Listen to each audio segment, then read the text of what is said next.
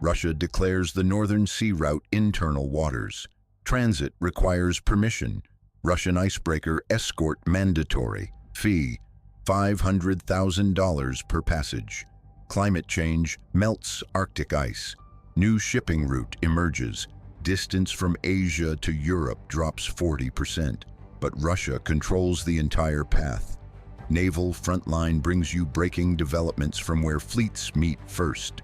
At 8:14 a.m. Moscow time, Russian Coast Guard vessel intercepts Chinese container ship in Laptov Sea.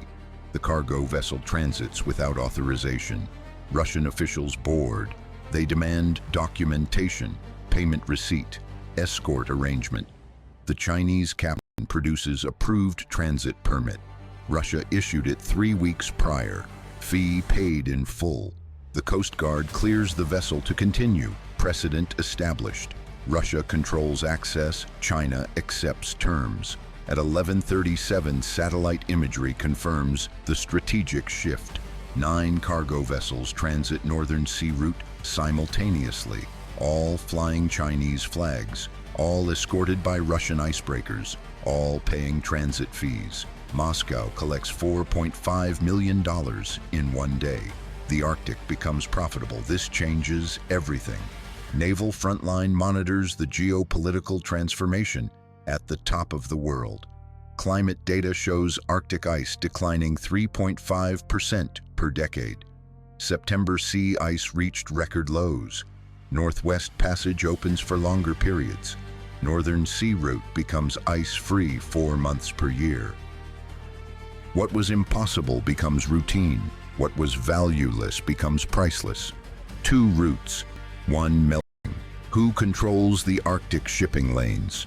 Traditional route from Shanghai to Rotterdam, 21,000 kilometers. Transit time, 48 days. Suez Canal fees, piracy risks, choke point vulnerabilities. Northern Sea route, 12,000 kilometers. Transit time, 30 days. 18 days saved. Millions in fuel costs avoided. But Russia demands payment. Russia provides icebreakers. Russia sets the rules. The mathematics favor the northern route despite fees. Shipping companies calculate savings. Chinese exporters run cost analysis. Insurance providers assess risks. Conclusion: pay Russia. Accept Russian control. Use Russian infrastructure. Alternative does not exist. At 1423, Norway files diplomatic protest. The Northern Sea route passes through international waters.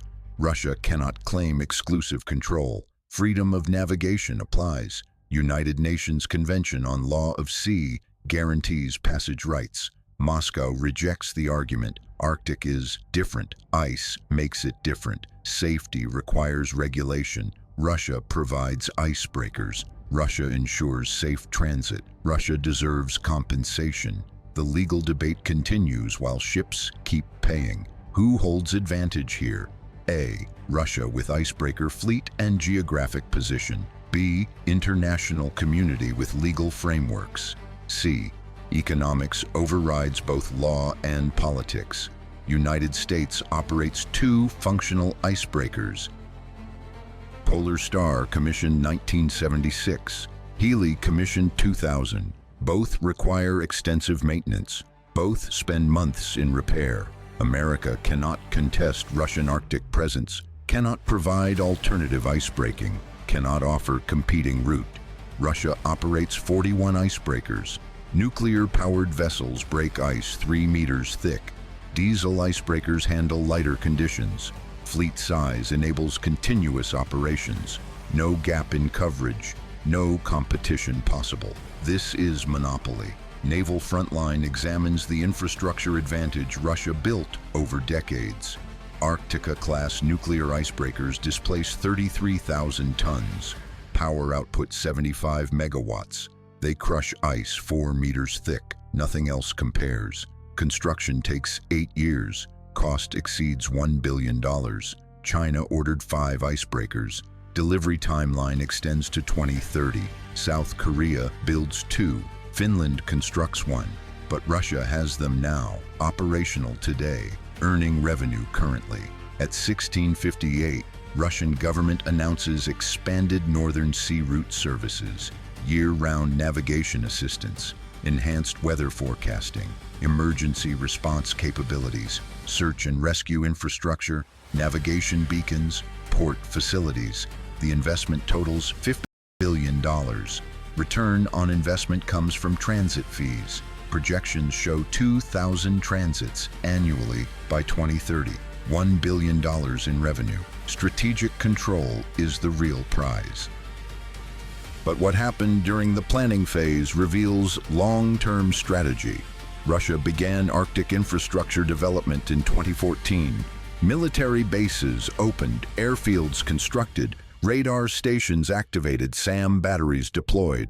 The Northern Sea Route protected by military force, not just Coast Guard, Army, Navy, Air Force, strategic rocket forces. The Arctic is militarized. Transit occurs under Russian guns. Is this a warning or the start of something bigger? At 1837, European Union convenes emergency session. Members debate response. Some want sanctions, others seek negotiation. Germany needs Chinese goods. Northern route is fastest. France demands alternative. Netherlands proposes international consortium. Italy suggests compromise. Unity proves elusive. Russia exploits division. Meanwhile, Chinese ships keep transiting. Beijing pays Moscow. Both countries benefit. Europe watches. America protests. Nobody stops it. Naval Frontline analyzes the fait accompli strategy.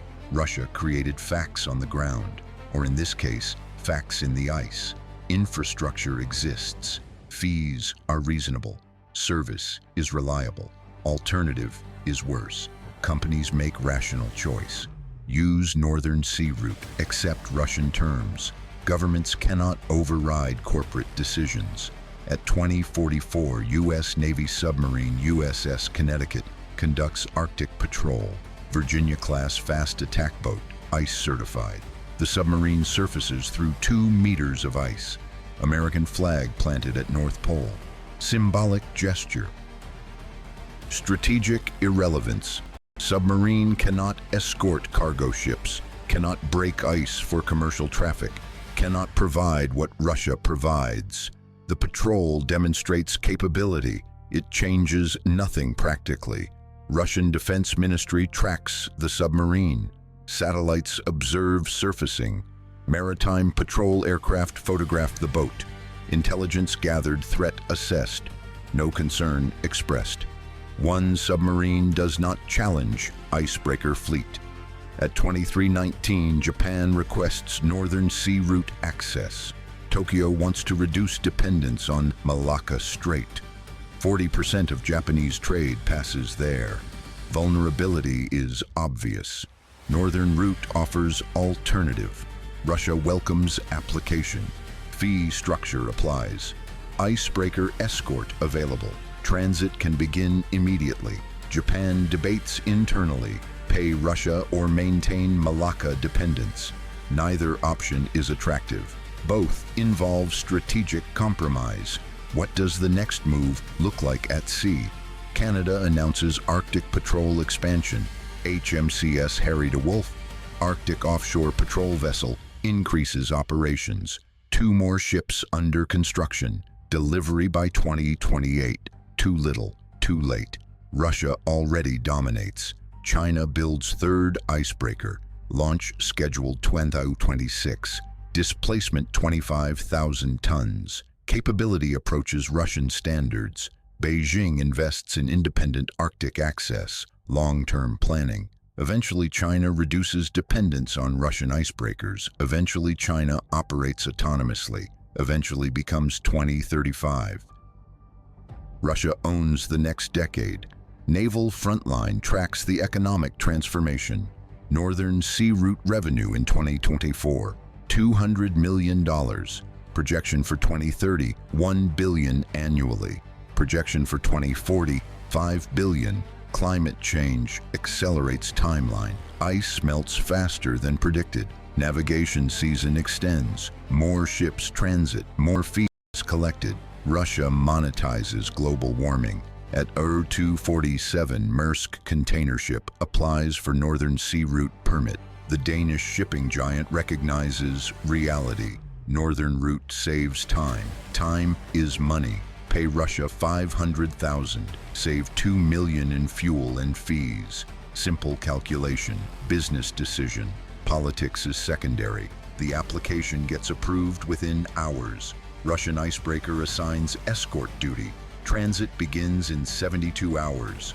Globalization adapts to new Arctic reality.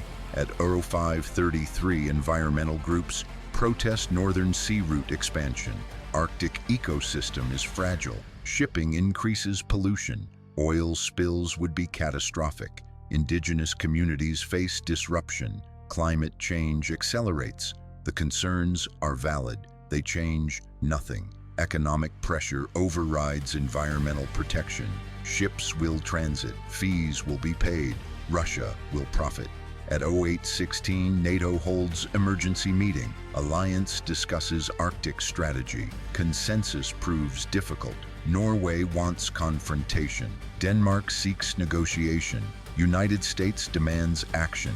Canada proposes monitoring. France suggests waiting.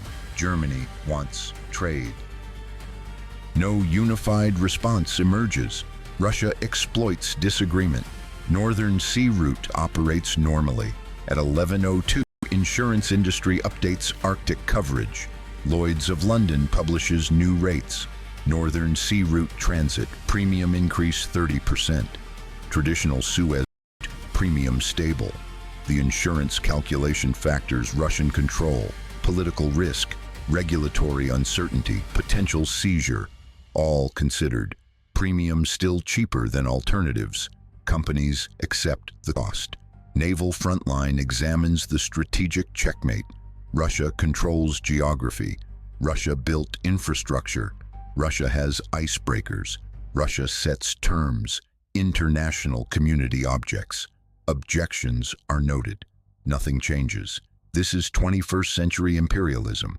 Control resources, charge access fees, benefit from others' necessity. China needs the route. Japan wants the route. Korea requires the route. Europe desires the route. All pay Russia. At 1348, Russian Coast Guard intercepts Norwegian research vessel. Scientists study Arctic environment. Russia demands transit permit. Norway claims scientific exemption. Russia rejects claim. All vessels require authorization. The research ship turns back. Another precedent set. At 1623, first liquefied natural gas tanker uses Northern Sea Route. RC-7 class ice-strengthened vessel carrying LNG from Yamal to Asia. Travel time reduced by 2 weeks. Delivery costs decrease. Energy becomes cheaper. Russia exports more. Customers pay less. Everybody wins. Except those who wanted to stop it. Who controls these waters? Can international law override geographic control? Will climate change reshape global trade routes?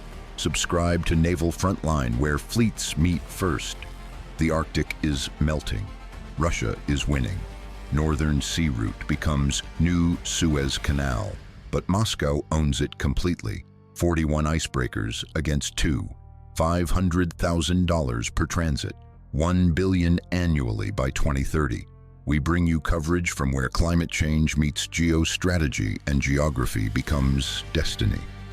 Naval Frontline monitors the transformation where fleets meet first.